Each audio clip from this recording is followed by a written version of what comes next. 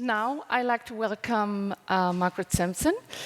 She's our keynote speaker today, and she's an information specialist from the Children's Hospital of Eastern Ontario Research Institute.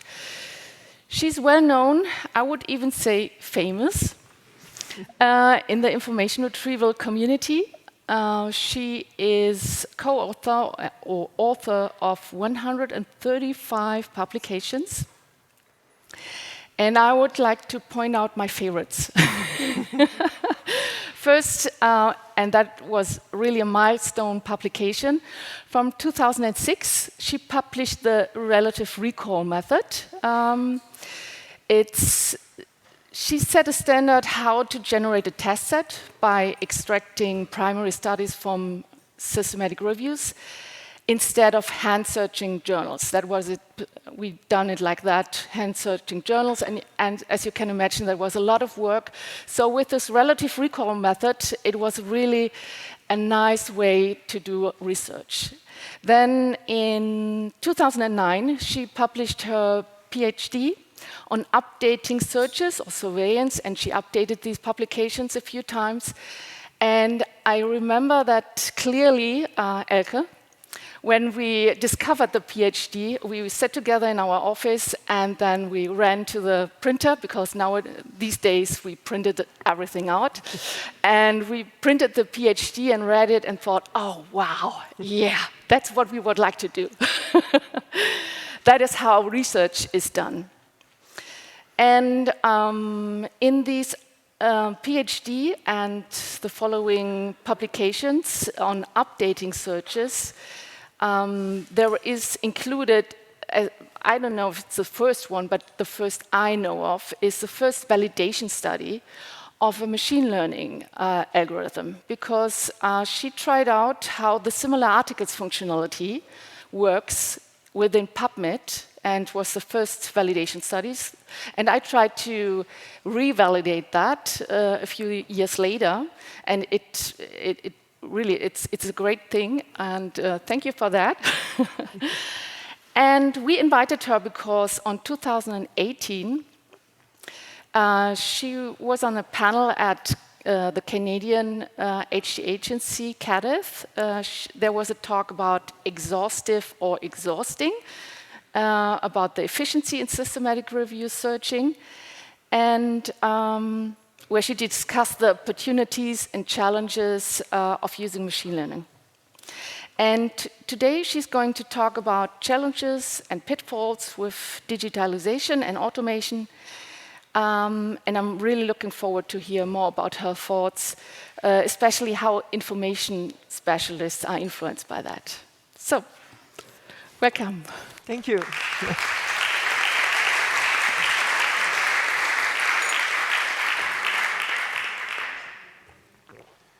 So that relative recall paper almost didn't happen. It was actually a study to look at some variant of the highly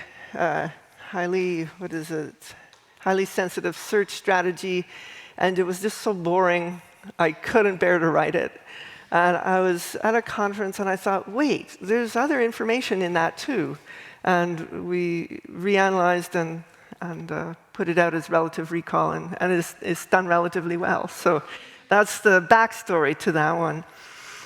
So in the abstract, I said that artificial intelligence and machine learning show great promise for improving the efficiency of evidence identification and synthesis. And that several evidence synthesis platforms have incorporated these tools. But many of the innovations discussed in the current evidence synthesis methods literature address the post-processing of search results from searches crafted by information specialists. So why have these innovations occurred slightly outside the role of information specialists? Are we missing something that we could really benefit from? How will automation change our roles, and how will we adjust our skill sets? So do you remember the sound of a dial-up modem acoustic handshake, any of you? It's the squeaking and squawking that you also hear when a fax machine connects to the fax machine at the other end of the line. First, I want to discuss, in discussing the good and bad of automation, I'd like to take stock of actually where we are and what we have automated, because that's important. I was invited to do this keynote address just as I was retiring from full-time work. Thus, it's something of a career retrospective. I first searched Medline in about 1993. I wasn't a librarian yet, but I sat at the right hand of the librarian as we looked up mesh headings in a big book and very carefully scripted out our search. We then connected to the National Library of Medicine servers through a dial-up modem, connecting by jamming the phone receiver into an acoustic coupler. And we paid every time we pressed the Enter key, so we worked very, very carefully. So it was a big deal when we got a CD tower and had Medline on CD-ROM, with monthly updates arriving on new CDs. We also had a citation service through Reference Manager. We got mailed CDs with new publications on them, and we could search that for things that were relevant to the area I worked in at the time, which was neuropsychology and dementing disorders. Our interns would then get a printed list of new publications, and they would initial beside the ones that we wanted, and a research assistant would write the authors and ask them to mail back a reprint. So this was automation, though, compared to my undergraduate work in the mid-1980s, which was researched by going through the print volumes of sociological abstracts.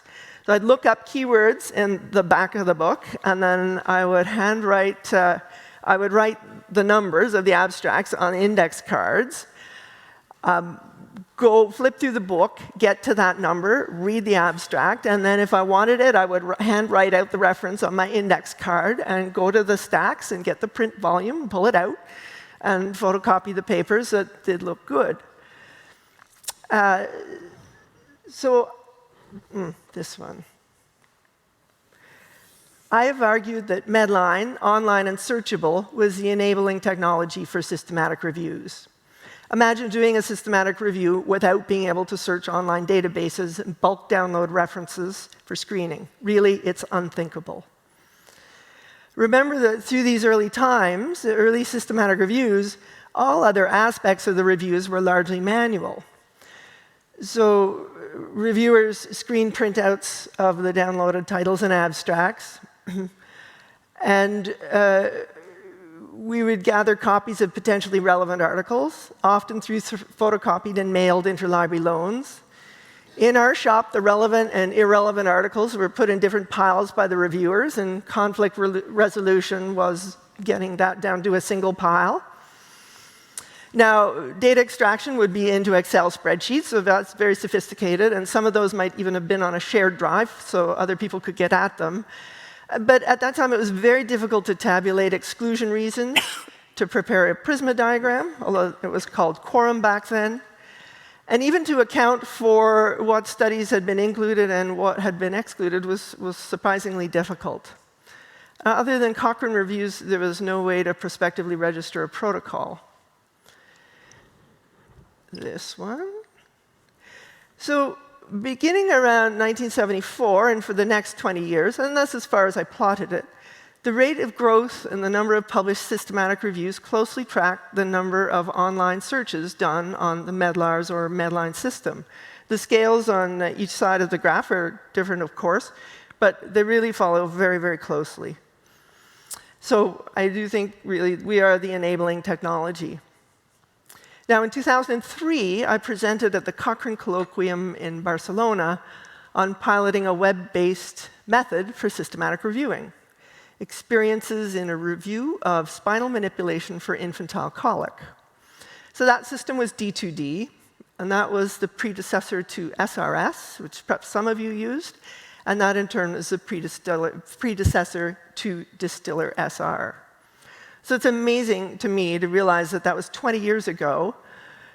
But D2D was a rudimentary homegrown system. It ran on a Linux server under the statistician's desk. It had very limited features and very clunky interface, while Medline and many of the other databases that we search today were mature, stable products. So online database searching, downloading, and deduping of records was digital from the start, and we really led in this regard. However, not everything in the information retrieval aspects of evidence synthesis is automated. That's clear, and I'll come back to that. So what's good and bad about automation in kind of a big picture way? What's good about it? So automation can provide speed and consistency. In short, it's efficient. Let's consider autonomous vehicles or self-driving cars. What are some of the advantages over a human driver? So the self-driving car, unlike the human driver, has no emotions. It doesn't worry about being late. It doesn't get tired. It doesn't get frustrated. All it knows how to do is drive a car, so it doesn't get distracted. It doesn't get road rage. It always has 0 blood alcohol, and its reflexes don't slow with age. So those are really profound advantages.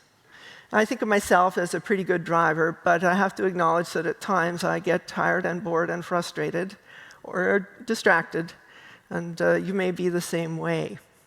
So relevance assessment, or screening for eligibility, seems to be the evidence synthesis task that's benefited the most from automation through AI. Screening is a tedious activity that suffers when humans become tired or bored or distracted. But once an AI screener can be trained, it should be able to perform faster and more consistently than a human screener ever will. And in my reading, this is where automation efforts have been focused and have found the most successes. So what's bad about automation and AI? One thing is exceptions. Automated processes don't handle exceptions well. You typically must pre-specify all the parameters, and they can't pick up on oversights or anomalies in those specifications that a human might recognize and be able to react to. And automated processes, once set, are generally unable to innovate, related to that previous point. So there isn't much room for serendipity and discovery that we do have when we're looking at things manually. AI instances can be quite hard to develop, and so they might be more suitable for big or often repeated tasks, not one-offs like individual systematic reviews. And AI machines need training, and training examples are scarce, particularly in medicine. Acceptance is a barrier, for sure. It's hard for systematic reviewers to gain confidence in automated tools. Annette O'Connor, in the 2019 write-up of the 3rd meeting of the International Collaboration for Automation and Systematic Reviews, noted that adoption requires credible evidence of non-inferiority of automation tools to standard practice. And we heard yesterday that that evidence is hard to come by. A quote from Abdelkader and et al.'s 2021 review of machine learning approaches to retrieving high-quality, clinically relevant literature. This is the sort of stuff the McMaster Group does. Is that a challenge in machine learning is that algorithms are considered to be derived from a black box, an enigmatic interpretation that machines provide findings and predictions without any accompanying explanation. Now, there is a movement towards interpretable machine learning. There was a Squirrel AI award, which I just love the name of. It's awarded to Cynthia Rudin. The award is for artificial intelligence for the benefit of humanity. The award's given by the Association for the Advancement of Artificial Intelligence. And her work was on making AI interpretable and transparent, which she feels is necessary for its acceptance in high-risk domains. And healthcare certainly is a high-risk domain. And the interpretable machine learning has extended into medicine. And I'll give as an example this recent paper by Hu et al. Studying early prediction of outcome in sepsis. And they used an interpretation method called shapely additive explanations to analyze and illustrate how individual features affect the output of the model, so to visualize the clinical prediction for a single individual. Now, Hu's team state that successful algorithms, accuracy is important, but again, not sufficient. One of the challenges is opening the black box of machine learning.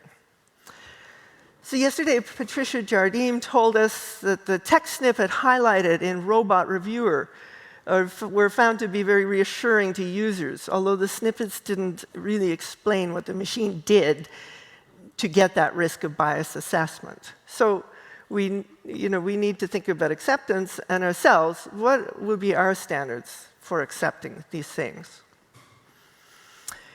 So I mentioned that efforts to automate work are mostly outside searching, and most efforts seem to be in screening. And here, necessity is the mother of invention. So I just want to look at the growth of the literature as measured by milestone PubMed IDs. So wouldn't it be fun to have paper number 1 in PubMed?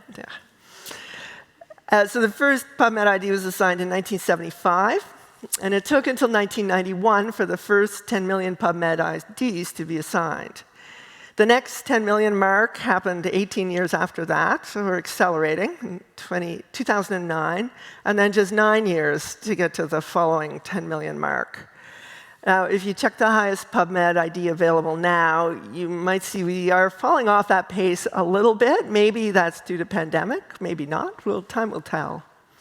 So there's a few approaches to dealing with large volumes of potentially relevant records, of course. AI screening is one of them. Crowd screening is another. I've done some work there. You can take shortcuts such as single reviewer screening or title screening, or you can limit the search in various ways to reduce the numbers. And so I'm talking about applying fairly arbitrary limits. I mean, I worked in pediatrics, so applying a child limit made perfect sense. But sometimes we do other things. So for the AI-assisted screening, the main barrier is the number of training examples and true positives needed. So it's easy to accumulate Amazon clicks or Netflix views for recommender systems that suggest what to read or what to watch next, but it's slow and expensive to accumulate clinical studies for training on a topic. Of course, the global health emergency known as COVID-19 forced enormous innovation on many, many fronts, and much of it for the good. So several of the specialized collections for COVID-19 publications used a hybrid solution to deal with the vast research output. For example, a Cochrane COVID-19 study register and Camarades Souls used crowd screening to generate training examples for study classifiers that were then used to deal with the incoming research. So what are the implications of search if we can automate screening or provide assistance in screening? Does it become tempting to just search very broadly to retrieve everything and then sort it? One of my favorite researchers said to me last week, he said, "I promise I will no longer ask you to constrain the search to a certain range of hits," which I never did, but he would ask, because he says the size is no longer an issue. He is a machine learning believer and has developed a system, InsightScope, which has been crowd screening, but they've now built machine screening into it, and the early results are very, very good. So for examples of successful AI and characteristics of good AI problems, the day that a computer beat a grandmaster at chess seemed like a big milestone. And programs to play chess that beat humans or beat other programs commonly use two generalizable techniques. A look-ahead search that simulates the effect of possible choices and makes a decision, and a second routine that learns how to evaluate positions, board positions, what are strong positions. These computers are good at discrete problems like chess, not like driving. Problems that are observable, so we can tell where the pieces on the board are on the board, and problems that have known rules. So machines exceed human performance in these kinds of problems. And good solutions will generalize to other similar problems. So a program that can play chess, can play Go or tic-tac-toe if the rules of those other games are described to it. In another example, handwriting recognition algorithms can learn to recognize other characters when given suitable training on labeled examples. So they can recognize shapes or road signs or animals like cats and dogs and chickens. Screening is a little bit like this. You set some rules and train a human or a computer how to recognize articles that follow those rules. However, all this tells us nothing about automating search. So I'm going to get a little fanciful here and talk about artificial general intelligence. In preparing for these meetings, I looked at books on the recommended reading list of two big thinkers of industry, Elon Musk and Bill Gates, because I was interested in what ideas were influencing them. These books look at the history of computing and AI. They all seem to follow a standard format, and they describe the kinds of performances in games that I've just mentioned. Then they look at the issue of artificial general intelligence. So artificial general intelligence is like Einstein's general theory of relativity. It should explain everything, or be able to do everything, or at least in general theory of relativity, explain gravity and space and time, and would change everything. Unlike Einstein's theory, which has been around since 1915, we don't have artificial general intelligence yet, and we can't say when we will have it. We may need it to fully automate search development. Screening and searching are different. To use an analogy from the field of memory, screening is like recognition. You've learned a word in French, you recognize it when you hear it spoken. Searching is like language recall. You know French, and you can call to mind the vocabulary and the rules. To let you create a question, you can ask to find out the information you want. Having worked in neuropsychology, I know that recall is much harder than recognition. To achieve artificial general intelligence, we're really talking about creating intelligence. Current AI in systematic reviews and elsewhere is largely limited to pattern recognition. And chickens can be trained to recognize patterns. And chickens have neither created nor destroyed civilizations. Those big tech leaders, Bill Gates, Elon Musk, they're keenly interested in artificial general intelligence, as they should be as visionaries. It would cause a quantum shift, and everything, and our jobs might be in grave danger at that point, but it might not really matter. Jeff Hawkins, in his book, 1,000 Brains, argues that deep learning networks do not contain knowledge. They can recognize the pattern of a chicken, but they don't know what a chicken is. They don't know what a chicken means. We would need artificial general intelligence for this. The reference interview is the process by which the information specialists determine what the question, as posed by the researcher, actually means. It's currently an essential bridge between the question and the database. Humans have theory of mind, an indirect understanding of how others think. Wikipedia describes theory of mind this way. In psychology, theory of mind refers to the capacity to understand other people by ascribing mental states to them. That is, surmising what is happening in their mind. This indirectness is hard to program. Lewitsch explains that we don't understand how we understand what other people think. Some posit that gaining this understanding is critical to achieving artificial general intelligence. Now, Jeff Hawkins' book, The 1,000 Brains, is subtitled A New Theory of Intelligence. And it attempts in a manner that I found both interesting and convincing to bridge that gap. But for now, we information specialists have theory of mind, and computers are limited to quite literal interpretation. In PRESS, a peer review of electronic search strategies, which I have a role in developing, the first element of 6 asks a peer reviewer to assess how well the searcher has translated the research question into the Boolean search strategy. And that is really the make or break it question. Failure here means that the search is essentially off topic and cannot produce good results. In a preprint, Galen Adam explained disappointing results from some of her AI search efforts due in part to the translation and formulation of key questions as natural language questions, where a large amount of domain knowledge is implicit. An expert can easily infer this knowledge, but machines can't adequately encode and parse it. Screening is a problem of classification, recognizing and applying rules. Searching is a generative problem. It involves understanding and creating. The machine intelligence's required for this are something more than we seem to have now. Screening and many other tasks performed in evidence synthesis are rote activities. They're guided by rules, such as our inclusion criteria, and are repeatable. Such tasks can and should be automated. But searching, for now, will need our expertise. This is some good news on that regard is that our searches scale well, in the sense that it doesn't take 10 times more time to develop a search for a question with 8,000 studies than one with 800 studies.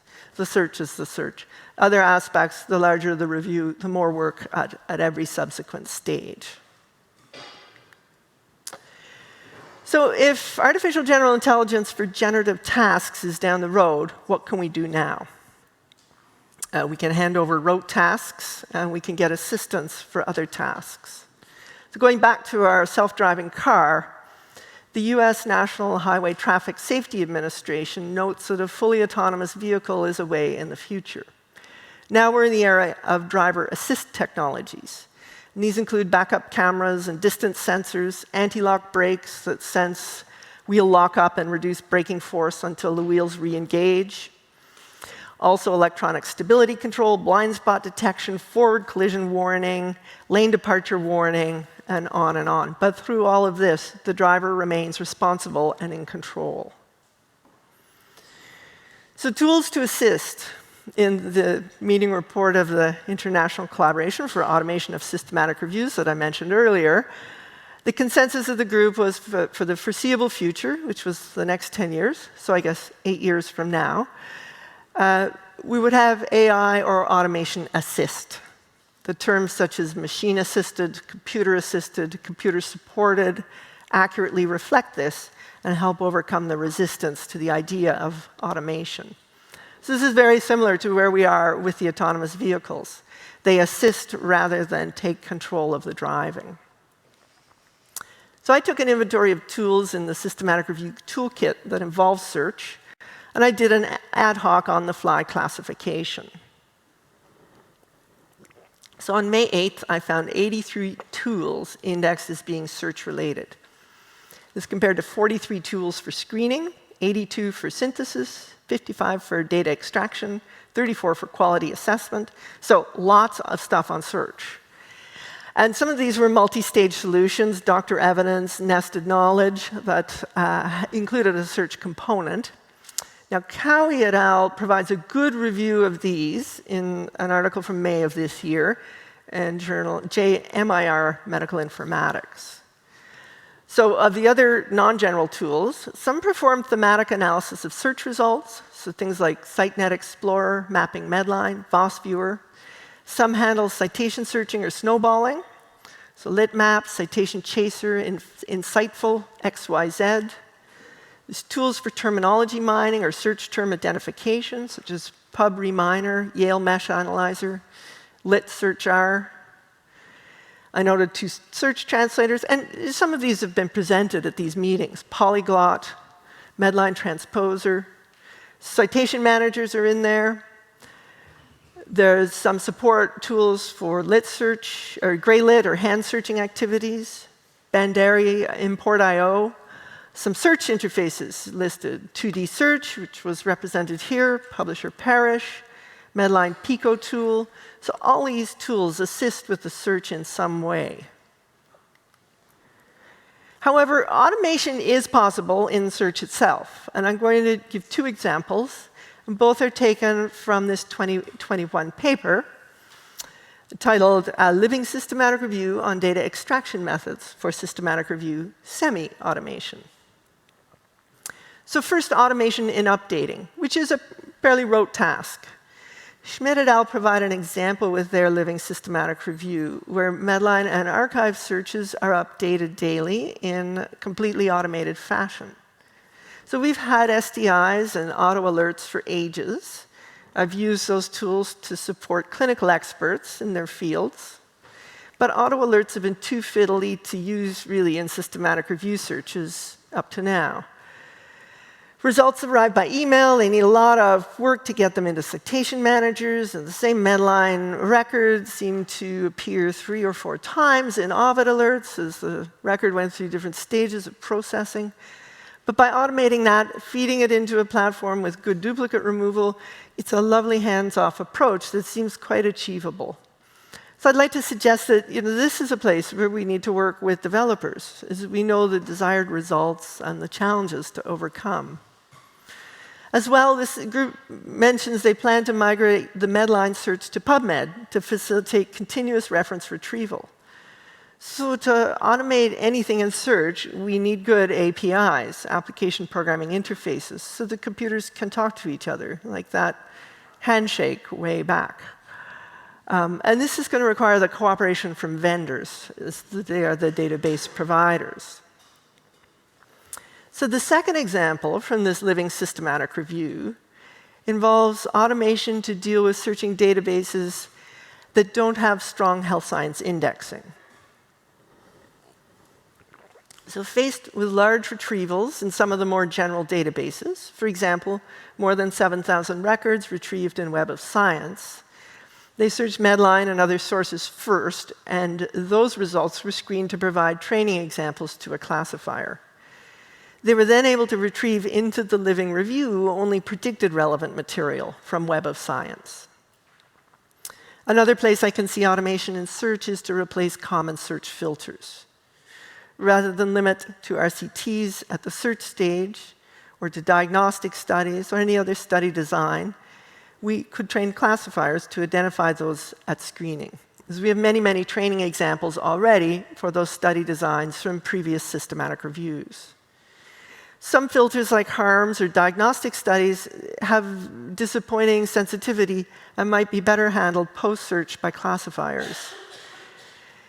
And those classifiers might work on records from databases that we don't have validated filters with. It's a source of frustration. We do a very clean search in Medline, and then we go and run that search without nice RCT filters and so on in 5 other databases and just backload all the material we'd excluded from Medline. It's not that efficient.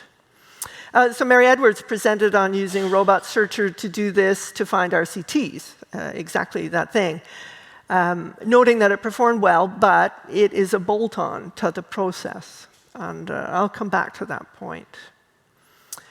So what else can be automated? Really, all the tedious and repetitive work. Things like duplicate detection and removal. Deduplication's all about metadata, and the problems of deduping arrive from metadata that's poorly standardized. So my pet peeve is DOIs, document object identifiers. Issues here include non-standard presentation with different punctuation, different prefixes, as well as conference abstracts that all have the same DOI, one for the conference. So if you deduplicate based on DOI, which would be, to me, the logical thing to deduplicate on, you remove all but the first abstract from the conference. So then there's manual work to assign other unique identifiers that are unique at the right level of granularity. So Justin Clark explained yesterday that his deduplicator doesn't use DOI for this reason. But surely this pre-cleaning of metadata, because the problems happen over and over. One database journal will have the ampersand sign, and another, the journal will write out and, or the database will write out and in the journal title, and they don't match, and duplicate goes through. Okay, enough on deduplicating. We do need to ask more of our tools, I think is my message there. Other rote tasks that can be streamlined, I've mentioned search updating. Full text retrieval.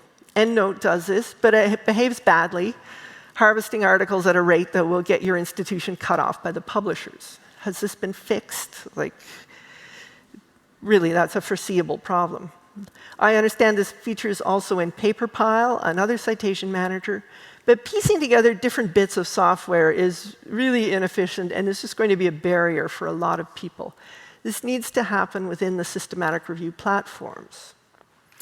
Based on Cowie's recent review, only 2 systematic review platforms of 24 examined have a capability to handle harvesting of full text.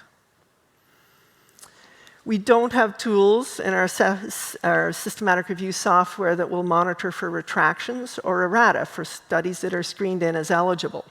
This could be done through sources like PubMed and Retraction Watch. Zotero has a plugin to do this, but again, we don't want to keep shunting our records between tools. You tend to lose something at every stage.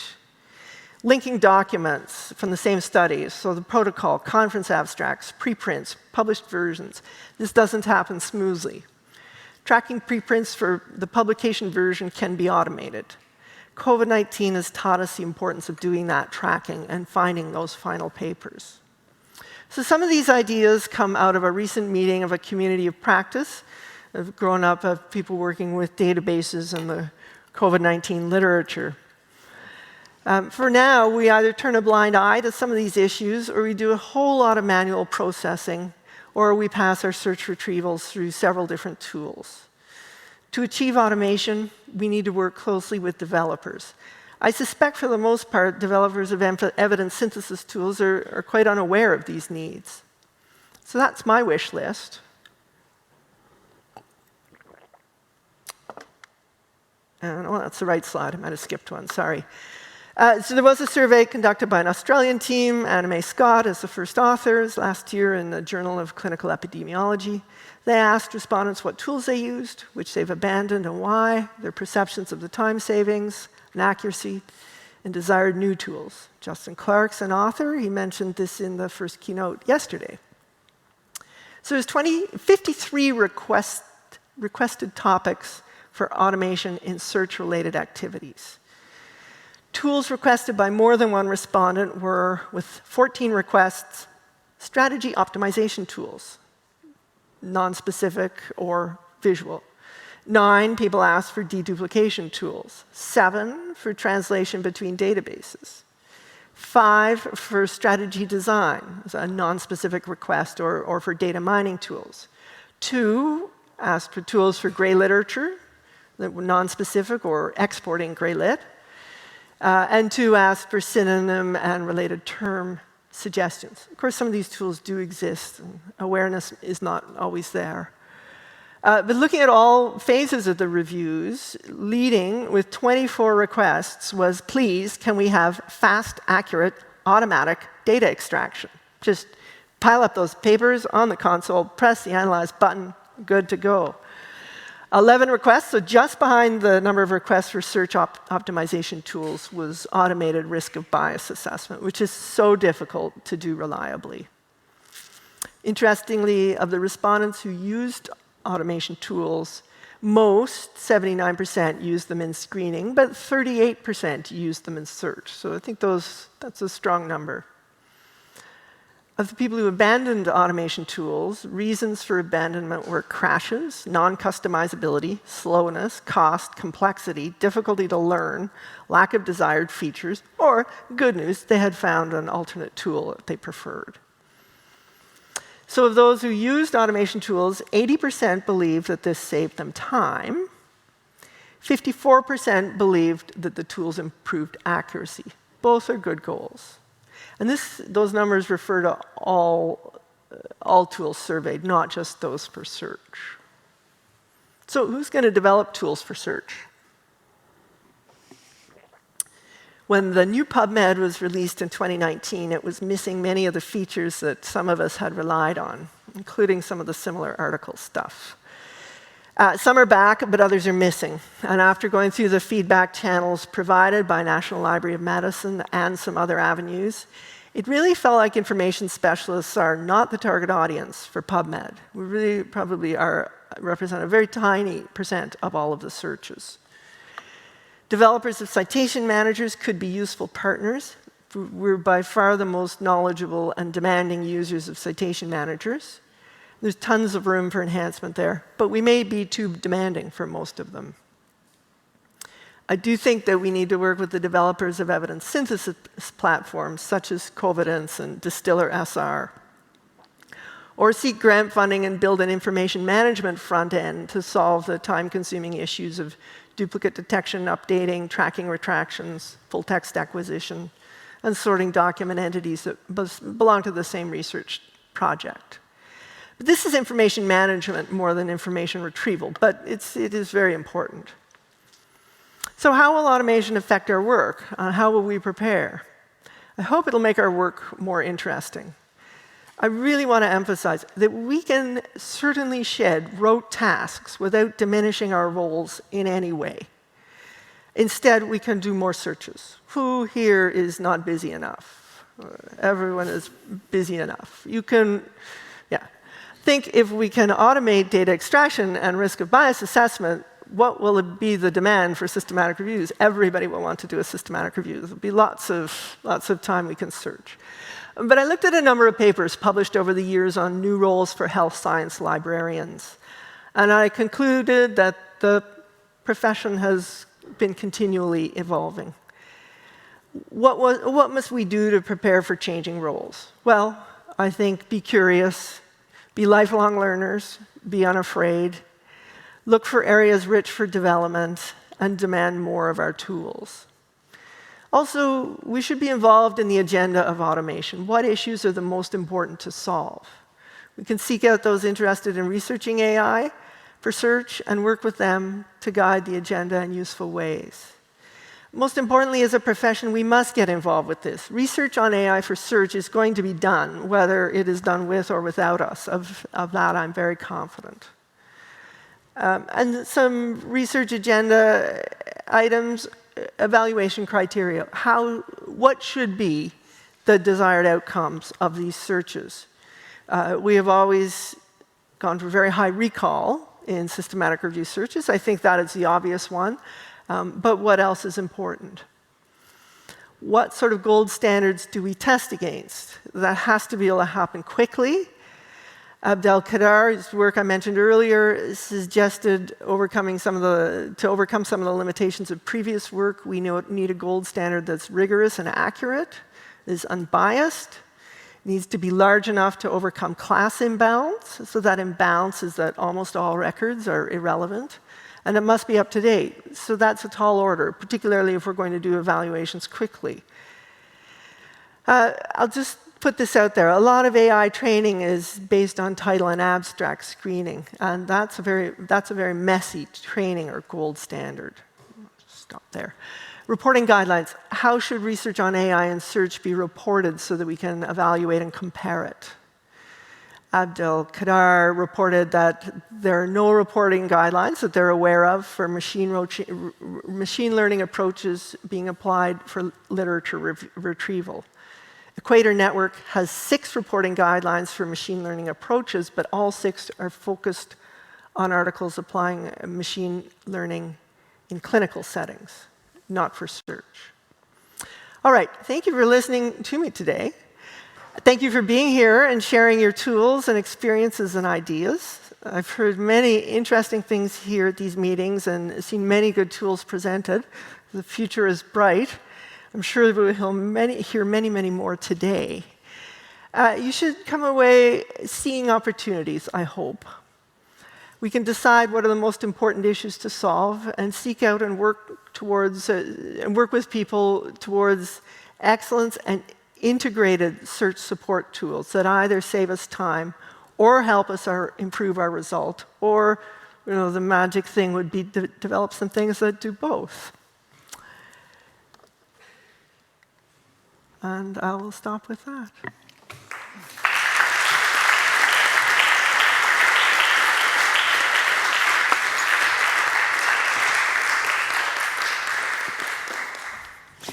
So we have time for some questions, and I would like to start with a personal question. Because why Elke and I were so curious about, or when we saw your PhD, is that, in my opinion, you were one of the first information specialists who went an educational or scientist researcher way.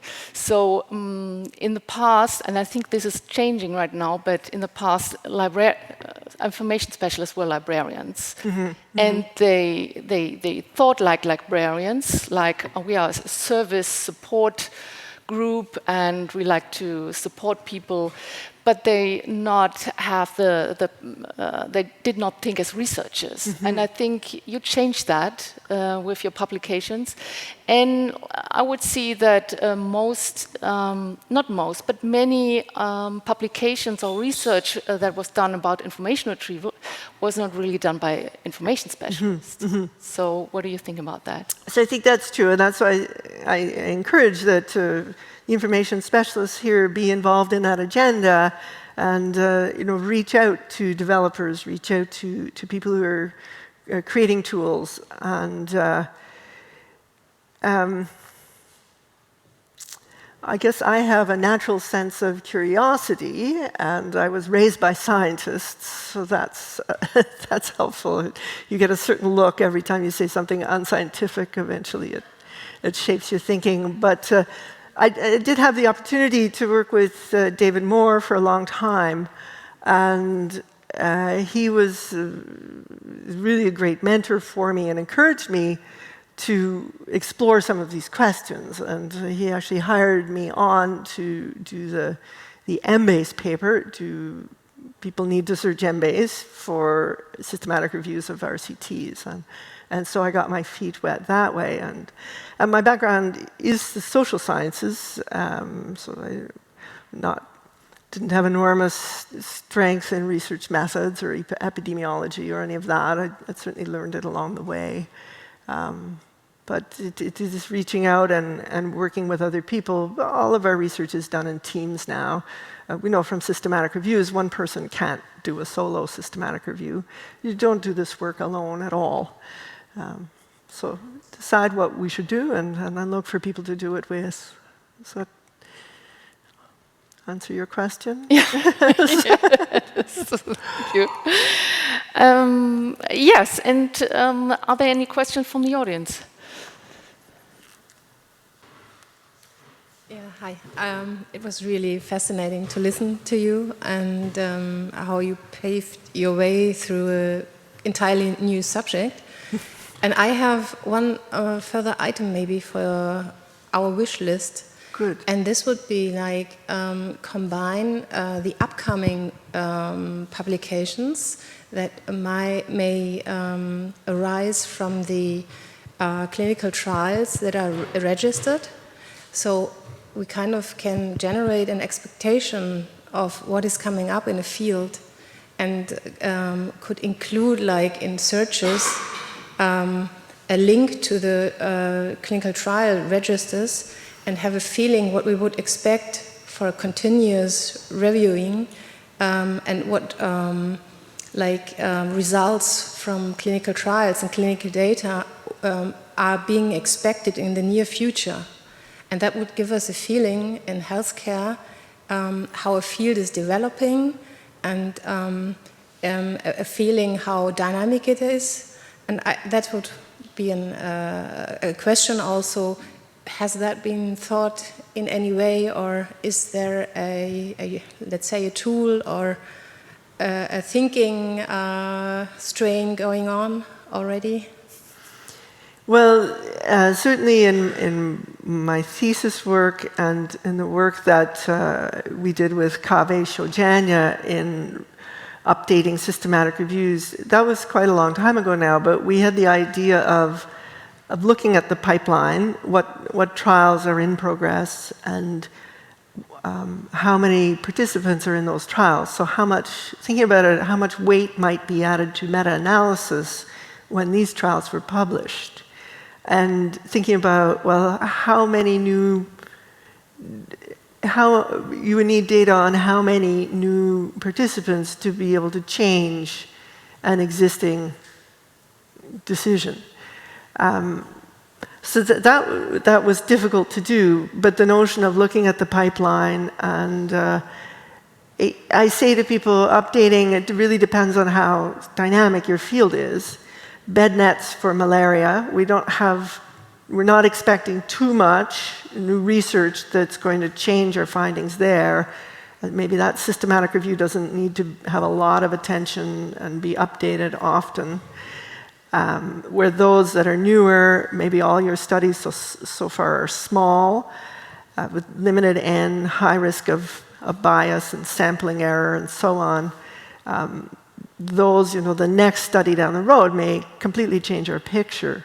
So we didn't figure out a way to do that other than to really get expert opinion for the researchers in the field. Whether there's a better way to do that now, and being able to connect the registrations with the conference abstracts and preprints and so on, and see how that evidence is moving through the pipeline would be very interesting. Yeah. Thanks.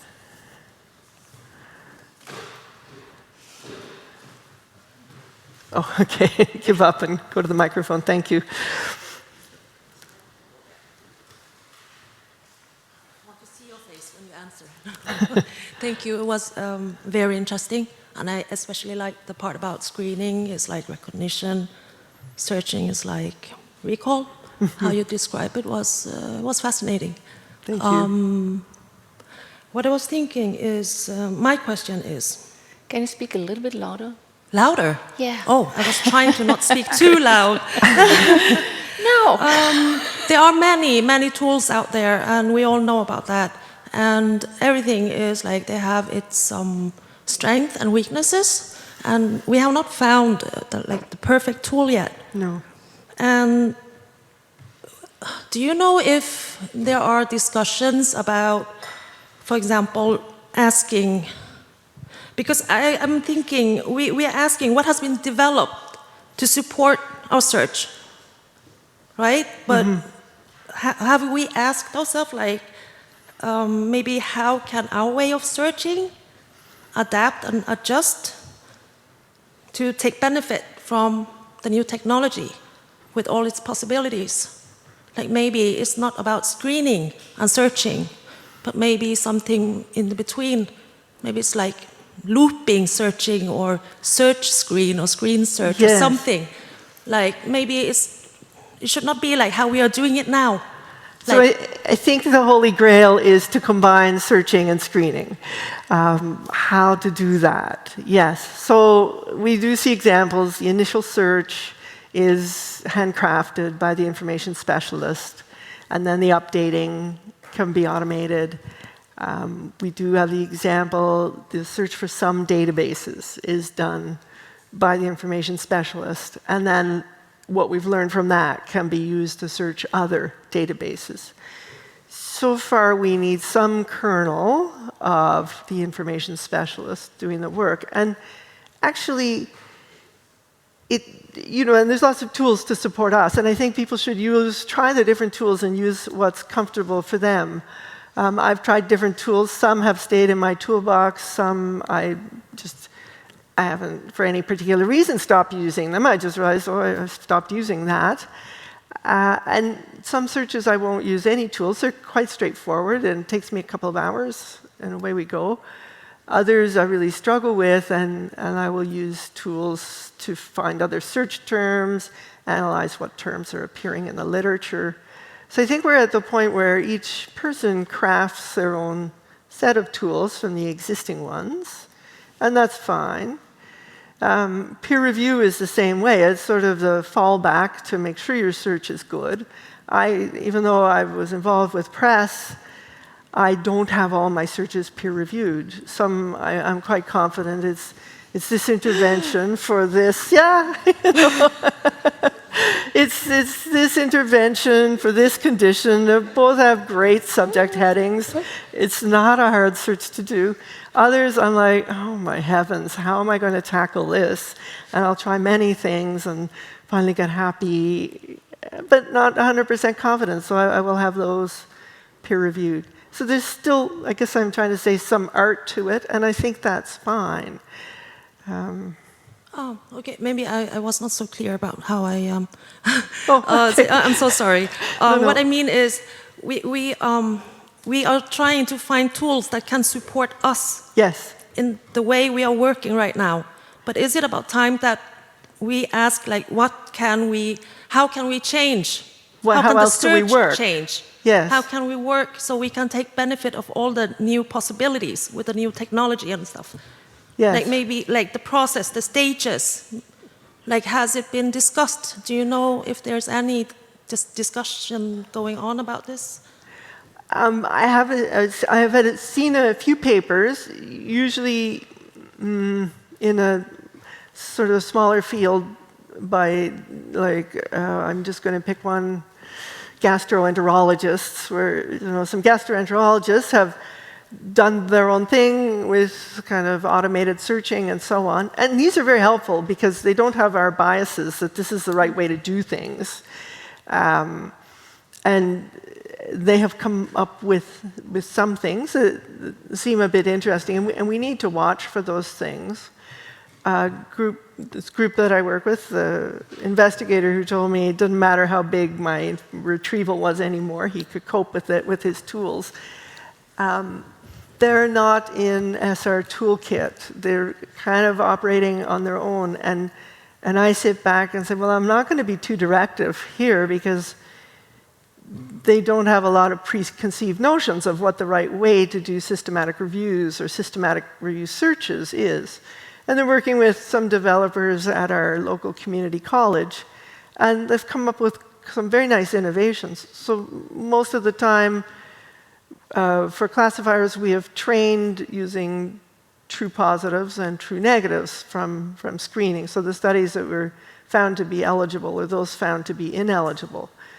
They have used a different approach. They've taken the problem statement created by the investigator and the screening criteria, and that is what they've used to train the classifier. No true positives, no true negatives at all. So a completely different approach to that. And there could be completely different approaches to search that we're not seeing. So it's useful to pay attention to what people who we might think are a bit naive about what we do are doing. They may really have some value, but then we need to take those and say, okay, how do we know what the search has to accomplish? We know how to evaluate the results. Let's see if these are good ideas and if we can adopt them and perhaps mature them in some way. Okay, Thank we you. have time for 2 more questions, I think. Thank you for your answer. And Maria Inti, please. Yes. Margaret, thank you so much for that inspirational career retrospective you just gave us. You mentioned that vendors should be more open about disclosing their APIs so that tools can be developed. And I know you've been personally chasing the NLM for taking away the functionality of putting in several seed articles into PubMed. That's my big find from my thesis. I figure I got 10 years out of it. That's all you can expect in this day and age. Yes. Oh, sorry, go ahead. So I was wondering, how responsive do you perceive vendors to be, like when information specialists provide feedback to them? Because there are some developments that are quite unfortunate. For example, Embase super exploding their top subject headings, and Web of Science doing topics from the references, so all sorts of stuff that's not very fortunate for information retrieval. So how responsive do you perceive vendors to be? Yes. So again, I guess some of what they'll come up with is going to be very useful, and some is going to feel like a step backwards. So I don't think we will ever control their whole agenda. I mean, how big is the evidence synthesis world? There's a lot of HTA, there's a lot of work. There has to be someone with clout, like just me, the information specialist, saying how terribly upset I am that you can no longer do similar article searches from 6 seed articles. That is not going to get very far. So I guess we have to figure out where, really the influencers are, the people in agencies that have some clout, and work through them. Thanks. It's not easy. Thanks. I think APIs, a neighbor works for our Canadian National Library, and she works with their contracts. And she told me that it's all about the APIs. Every single group that approaches them about buying access to some of their service, that's what they want to know. What is the API? And so the National Library of Canada is changing how they set up access because it's clear what people want. So I guess those are the sorts of influences that will make changes. So we have time for one last quick, uncomplicated question. Okay, and I'll limit my answer. Okay, about related articles, how you find them.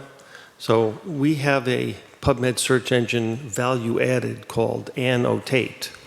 So if you do, yes, so if you okay. do a PubMed search through Annotate, Yes. and you have an article, there's a link, related articles, you get them. Yes. And so they are available through that. And if you do a search that has less than 50 articles, there's an expand button which uses bulk related articles to expand the search up to Yes. 50. Okay, so, that's so good. these are functions that you can get not through maybe through the new PubMed interface, but through Annotate. That's the best thing I've heard in a long time. Thank you. What a great way to finish. So, Margaret, thank you so much for coming here. Thank you for having me. Yeah.